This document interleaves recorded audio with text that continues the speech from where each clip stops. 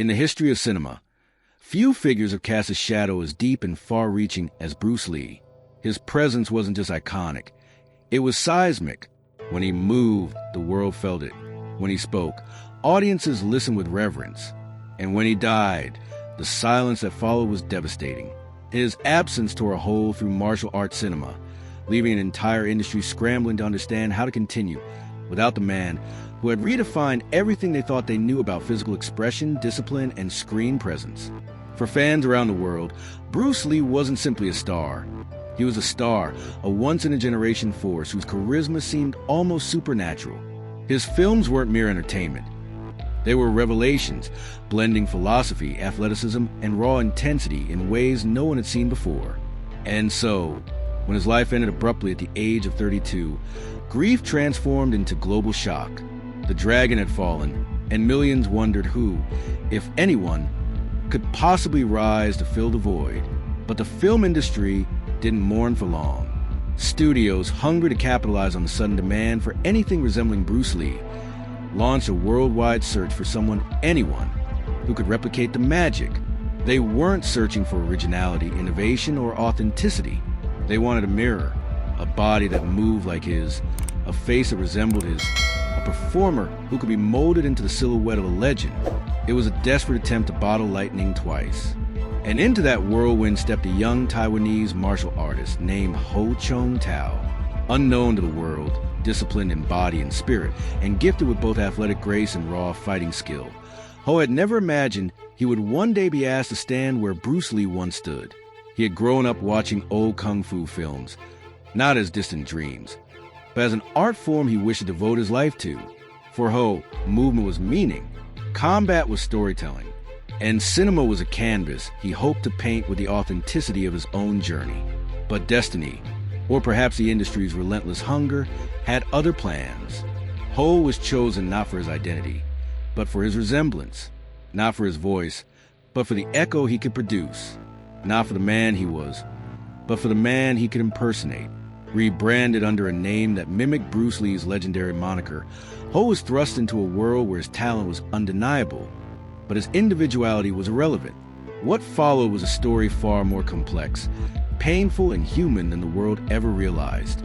A story of physical exhaustion and psychological erosion. A story of a talented martial artist trapped in the long, unyielding shadow of a legend. A story of a man praised for skills that were never considered fully his, and criticized for never being the person he never claimed to be. This is the untold journey of Ho Chung Tao, the man the industry tried to transform into Bruce Lee, the man audiences admired without truly seeing, and the man who spent years fighting a silent battle for his own identity. A battle not against villains or rival fighters, but against expectation, imitation, and the crushing weight of a name that was never his. When Bruce Lee passed away in 1973, the shock was not confined to Hong Kong or the United States. It reverberated through every theater that had ever projected his films, through every martial arts school that had adopted his teachings, and through every young dreamer who had seen in him a future they wished to pursue. The world wasn't just mourning an actor. It was mourning an idea, a new kind of hero who merged philosophy, discipline, athleticism, and rebellion into one electrifying force. Bruce Lee had cultivated a screen presence that transcended ordinary performance. His physical precision, his explosive energy, and his philosophical depth made him unrepeatable. Yet, ironically, it was precisely that irreplaceability that drove film studios into panic. They weren't ready to lose their greatest icon. And more importantly, they weren't ready to lose the profits that came with him. So the search began, not for a successor, not for a visionary, but for a replacement. The mission was clear and ruthlessly simple. Find someone who looked like Bruce Lee, moved like Bruce Lee, and could imitate Bruce Lee to the point where audiences could almost suspend disbelief. It was the birth of what the world would later call Bruceploitation, a cinematic phenomenon that would shape the career, identity, and destiny of Ho Chung Tao, a young man far from the spotlight. Before the producers found him, before the comparison began, Ho Chung Tao was just a young Taiwanese martial artist with quiet dreams. Born on June 5, 1950, he grew up with a deep fascination for motion, not as a hobby, but almost as a language. His world was one of physical discipline, gymnastics, martial arts, combat training, and the fluid grace of performers he admired from afar. Where others saw kung fu films as entertainment, Ho saw them as instruction. Every movement on screen taught him something. Every pose contained a philosophy. He studied tirelessly, shaping his body with a mix of Wing Chun, karate, judo, taekwondo, and boxing. His flexibility was exceptional, his reflexes sharp, and his endurance remarkable. Even at a young age, his peers could see his potential. But Ho had no intention of becoming a star. He enrolled in college to become a physical education teacher, believing that his future lay in academics and sports instruction. Cinema, at that time, wasn't a dream he pursued. It was simply a world he admired from a distance. Fate, however, has a way of changing directions without warning. The unexpected path to film. During his military service, Ho's talent caught the attention of a friend who noticed his natural acrobatic ease and suggested he try stunt work. Intrigued but unsure, Ho accepted small roles, background parts, stunt doubling minor fight scenes. He flipped, kicked, punched, and fell for the camera, all with the grace of someone who moved as if born to do so. He wasn't famous. He wasn't recognized. But he was noticed quietly, steadily, and by the right people. The turning point came when producers saw him and paused. It wasn't the accuracy of Ho's kicks that sparked interest, nor the crispness of his stunts. It was his resemblance. The lean frame, the sharp eyes, the controlled power beneath his calm expression. There was something eerily familiar about him. Something Bruce Lee, like, at first, the producer hesitated. Ho clearly had the physical ability, but acting, that was uncertain. Then came the sentence that changed Ho's life forever. He can fight, but he cannot act. You can train him later. With those words, his fate was sealed. A name that wasn't his. Producer Jimmy Shaw made the final decision, and it was revolutionary in the most damaging way possible. Ho Chung Tao, the young martial artist from Taiwan, would be reborn, not as himself, not as a new star, but as a manufactured echo of Bruce Lee. He was given a name that mirrored the legend but legally skirted it. Bruce Lee, a name designed not to honor him, but to market him. Ho did not choose it. He did not ask for it. And he certainly did not realize what accepting it would cost him. To the industry, it was brilliant branding. To Ho, it was the beginning of an identity that would overshadow everything he was and everything he would try to become. The moment he accepted the role, something shifted. The line between imitation and existence blurred. He was no longer allowed to simply be Ho Chung Tao, the martial artist, the student, the young man with dreams shaped by discipline and self-discovery. He was expected to walk, talk, fight, and breathe as Bruce Lee. And so began a journey that would define his entire career. The journey of becoming someone he could never truly be. Stepping into a life not his own. Ho's first official day on set marked the beginning of the greatest paradox of his life. Under studio lights, surrounded by cameras and directors urging him to move more like Bruce, he executed the stances and strikes with immaculate precision. His body obeyed effortlessly. His training had prepared him for physical excellence, but his heart resisted. Something inside him twisted with every command to imitate, to replicate, to embody a man whose legend was larger than life. As the cameras rolled, Ho felt himself stepping into a silhouette, a shadowy outline where Bruce Lee once stood. On the outside, he seemed perfect, a near-flawless recreation. But inside, a quiet war raged. Is this me? Or am I just a reflection? That internal conflict would never leave him, not through his early films, not through his rising fame, not even through the years when audiences cheered for him, believing they were witnessing the reincarnation of Bruce Lee. Ho was performing brilliantly, but he was performing as someone else. And in every punch, every scream, every choreographed kick, a piece of his own identity slipped deeper into the background. The moment Ho Chung Tao accepted the name Bruce Lee, his life split into two distinct realities. The one he lived and the one the world demanded from him. On paper, it looked like an opportunity any young martial artist would dream of. Global exposure, leading roles, and the chance to step into the cinematic space left by a legend. But in practice, it was a transformation so intense and consuming that even Ho himself didn't fully understand the magnitude of what he had agreed to. He wasn't just playing Bruce Lee, he was being reconstructed into him. The first days behind the camera. Ho's initial days as Bruce Lee were a blend of adrenaline and internal chaos. He stepped onto the film set surrounded by lights, crew members, and a director who seemed determined to sculpt him into the perfect imitation. Every movement he made was examined. Every gesture was compared. Every expression was corrected. Lift your chin, Bruce did it higher. Eyes sharper, more intensity. No, Bruce wouldn't turn like that. The instructions came rapid and relentless. Ho obeyed, even when the directions contradicted each other. The pressure to embody a spirit he could never fully possess was suffocating. Yet he delivered. The cameras loved him. The crew applauded. Producers nodded with satisfaction. Outwardly, he was becoming what they wanted. Inwardly, he felt himself slipping further away from who he truly was. That first day ended with Ho staring at his reflection in the polished studio floor, his own face staring back at him, yet somehow unfamiliar. The features were his, but the identity behind them felt borrowed, hollow. The weight of the name Bruce Lee, wrapped around like a chain he couldn't shake off. The internal conflict begins. Physically, Ho adapted quickly. Years of gymnastics and martial arts training made him exceptionally quick at memorizing choreography, constructing fluid movements, and executing high-level stunts. His body was a tool shaped by discipline, and on set, it became a vehicle for precise mimicry. But what he couldn't duplicate, what no one could, was Bruce Lee's aura. That natural charisma, that inner fire, that inexplicable force that radiated from his eyes whenever he stepped onto the screen. Producers didn't understand this. They believed that if Ho copied the movements perfectly, audiences would accept him as the next incarnation of Bruce Lee. So they'd push him harder. Retake after retake, kick after kick, scene after scene. The director would shout, faster, sharper, more like Bruce. Every repetition chipped away at Ho's emotional foundation. He began to realize he wasn't portraying character. He had become a product. The training that broke him.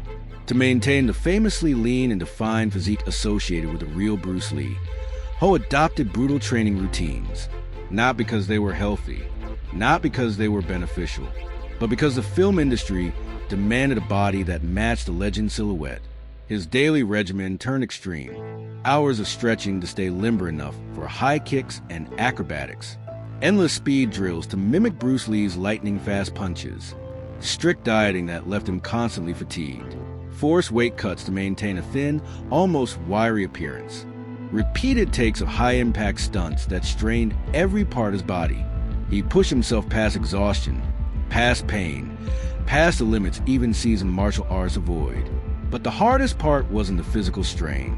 It was an emotional one. He wasn't training to become stronger. He wasn't training to master his own craft. He was training to erase himself and replace his identity with someone else's. Injuries hidden behind the fame. The industry never paused to consider the toll it took on him. There was no time, no patience. The world wanted Bruce Lee, and the studios needed to deliver a version of that legend as quickly as possible. During a demanding fight sequence early in his career, Ho attempted to replicate Bruce Lee's iconic 1-inch punch using a heavy wooden prop. The prop had not been secured properly. Upon impact, Ho fractured his fingers. The pain shot through his arm, yet he kept performing until the director called cut. Another time, filming a rooftop chase, Ho leaped across 2 buildings as scripted. His landing was off by only a few centimeters, but it was enough to sprain his ankle severely. Despite barely being able to walk, he was back on set the next day, heavily bandaged, limping, but performing. Why? Because the studio insisted. Bruce Lee would never quit. So, in their eyes, Bruce Lee couldn't either. Painkillers became routine. Ice baths became necessary. And the silent endurance of injury became part of his job description. But the deeper injuries weren't the ones visible to the camera, losing himself in the role. As his physical body slowly adapted to the demands of imitation, Ho noticed subtle shifts in his life outside the studio. He moved like Bruce Lee even when he wasn't acting. His posture changed. His breathing patterns changed. His gestures began to mimic the man he portrayed. Even his friends saw the transformation. "You're quieter now," they'd say. "You seem different." He wasn't sure how to answer. How could he explain to them that after hours, days, months of pretending to be someone else, he no longer recognized the line between performance and reality? The mirror no longer reflected Ho Chung Tao, the young martial artist who once dreamed to create his own path. Instead, it showed a version of Bruce Lee, an imitation so polished that even Ho felt the difference blur. And that was when the haunting question first emerged. If the audience only loves me when I look like Bruce Lee, do they love me at all? It was a question without a comforting answer. The studios certainly didn't. The critics didn't. Even the fans, even if they didn't mean to, loved the idea of Bruce Lee, not the man performing in front of them. Ho was excellent, but excellence meant nothing when trapped in a role designed for someone else. Producers across Hong Kong, Taiwan, Korea, and even parts of Europe realized that audiences were desperate to see anything that carried the energy, silhouette, or mythology of Bruce Lee. They didn't care if the actor was new, if the story was weak, or if the fights were improvised. They simply wanted a reminder of the man they had lost. And once studios realized this, they pushed the idea to its limits. Thus began the era known as Bruceploitation, a subgenre defined by imitation, mimicry, and a relentless attempt to resurrect Bruce Lee through body doubles, lookalikes, and sound-alikes. Posters were painted with men wearing yellow tracksuits. Movie titles were twisted versions of Lee's iconic films. And at the center of this frenzy stood Ho Chung Tao, rebranded, marketed, and sold internationally as the unofficial successor to Bruce Lee. But behind the glamour was a truth the world never cared to see. Ho wasn't being lifted by the industry. He was being consumed by it, becoming the face of an entire subgenre. Once Ho's first films as Bruce Lee achieved commercial success, the studios moved quickly, almost aggressively, to cement his place as the face of Bruceploitation. It didn't matter that several other actors were also hired to mimic Bruce Lee, such as Bruce Liu, Dragon Lee, and Bruce Leong. Ho Chung Tao was different. He looked the closest. He moved the closest. He could fight with an athletic intensity that few could match. And most importantly, audiences responded to him.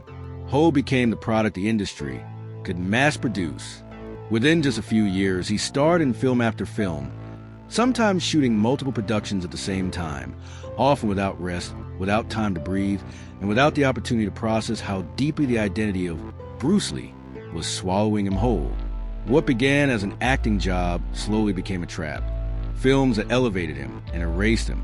Some of his earliest major films placed Ho directly in the shadow of Bruce Lee's unfinished legacy. The most telling example was Goodbye Bruce Lee, his last Game of Death, 1975. In this film, Ho was inserted into a narrative that attempted to complete Bruce Lee's unfinished masterpiece, Game of Death. Everything about the project reinforced the idea that Ho wasn't an actor playing a role. He was meant to be a continuation of a legend. The poses, the iconic yellow jumpsuit, the philosophical narration, all were designed to blur the line between Bruce Lee and Bruce Lee.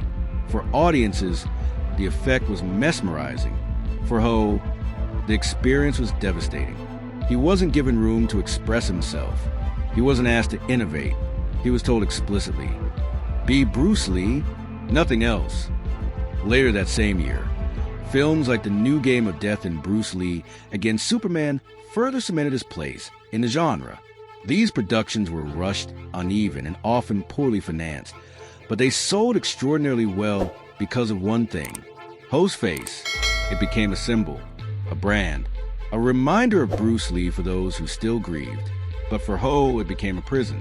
Exit the Dragon, Enter the Tiger, 1976. This film symbolized the height of his Bruceploitation fame. In the story, Bruce Lee appears in a vision and literally passes the torch to Ho's character, who is presented as the inheritor of the dragon's legacy. It was poetic on the surface, but painful beneath it, because the symbolism wasn't metaphorical. It was literal. Studios expected Ho to carry Bruce Lee's legacy on his shoulders, not as himself, not as a rising talent, but as the next version of Bruce Lee. He existed because Bruce Lee no longer did, and Ho knew it. A career built inside someone else's shadow. By 1976, Ho Chung Tao was internationally recognized, but almost exclusively under the name Bruce Lee. Posters rarely use his real name. Interviews focus on his resemblance to Bruce Lee, not his own story. Articles labeled him the new dragon, never Ho Chung Tao. Studios insisted on dubbing his voice to sound more like Bruce Lee's cadence. Every layer of his identity was systematically overwritten. The world was captivated by performances, but not by the performer. And the more successful his films became, the more invisible Ho felt inside the image crafted for him. He moved like Bruce Lee. He breathed like Bruce Lee. He performed like Bruce Lee. But who he truly was became harder to see, even for himself. The attempt to break free. Despite the suffocating nature of his manufactured identity, Ho began fighting to reclaim himself. His chance came with one of his most personal and revealing films, The Chinese Stuntman, 1981, also known as Counterattack. For the first time, Ho played a character that mirrored his own life, a stuntman struggling against a corrupt film industry, navigating exploitation, manipulation, and identity loss. The film was intense, action-packed, and deeply symbolic. It was Ho's way of speaking without speaking, a cinematic confession, a cry for recognition from behind the mask. Critics loved it, audiences admired it, but even then, most people didn't truly understand the message. The film showcased Ho Chung Tao, not Bruce Lee, but after years of conditioning, most viewers couldn't tell the difference. Freedom had arrived, but far too late. By the early 1980s, Bruceploitation was already dying. The world no longer wanted Bruce Lee clones. The fad had passed, and Ho, who had spent a decade being shaped into the most successful clone of all, found himself stranded between eras. Films like Great Hero Dynamo, 1978, Llama Avenger, 1979, Gold Connection, 1979, and eventually Counterattack revealed his talent. But the industry simply wouldn't see him for anything other than Bruce Lee's replacement. The more he tried to reinvent himself, the more viewers subconsciously compared him to a man he was forced to imitate. His fame rested on a fragile foundation. Thrilling to witness, impossible to stand on, the tragedy of his success. By the time Ho had starred in more than 30 films, audiences worldwide recognized him as a brilliant martial artist. But beneath every punch, every flip, every carefully choreographed sequence lay a painful truth. His success was never fully his. He had become a legend of martial arts cinema, but always in the shadow of another legend. Even his most original performances were filtered through the expectations built around the Bruce Lee image. His victories were also his losses. His fame was also his invisibility. His praise was always shared with the ghost he was forced to imitate. Ho Chung Tao became a symbol, but in becoming that symbol, he nearly disappeared completely. Thank you for watching until the end. Ho Chung Tao's story reminds us that behind every legend, there's often a shadow, and a man carrying a burden no one sees. If you learned something from this video, don't forget to like, subscribe, and share your thoughts in the comments. See you next time for another story.